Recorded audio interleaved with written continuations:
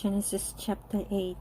But God remembered Noah and all the wild animals and the livestock that were with him in the ark. And he sent a wind over the earth, and the waters receded. Now the springs of the deep and the floodgates of the heavens had been closed, and the rain had stopped falling from the sky. The water receded steadily from the earth. At the end of the 150 days, the water had gone down, and on the 17th day of the 7th month the ark came to rest on the mountains of Ararat. The waters continued to recede until the 10th month, and on the first day of the 10th month the tops of the mountains became visible. After 40 days Noah opened the window he had made in the ark, and sent out a raven, and he kept flying back and forth until the water had dried up from the earth. Then he sent out a dove to see if the water had receded from the surface of the ground. But the dove could find nowhere to perch, because there was water over all the surface of the earth. So it returned to Noah in the ark. He reached out his hand and took the dove and brought it back to himself in the ark.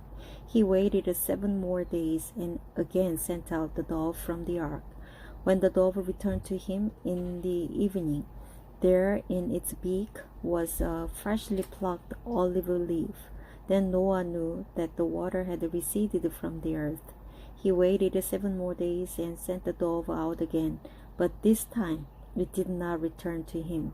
By the first day of the first month of Noah's 601st year, the water had dried up from the earth. Noah then removed the covering from the ark and saw that the surface of the ground was dry. By the 27th day of the 2nd month, the earth was completely dry. Then God said to Noah, "Come out of the ark, you and your wife, and your sons and their wives. Bring out every kind of living creature that is with you, the birds, the animals, and all the creatures that move along the ground, so they can multiply on the earth and be fruitful and increase in number on it." So Noah came out together with his sons and his wife and his sons' wives, all the animals and all the creatures that move along the ground, and all the birds, everything that moves on land, came out of the ark, one kind after another. Then Noah built an altar to the Lord, and taking some of all the clean animals and clean birds, he sacrificed the burnt offerings on it. The Lord smelled the pleasing aroma and said in his heart, "Never again will I curse the ground because of humans, even though every inclination of the human heart is evil from childhood, and never again will I destroy all the living creatures as I have done.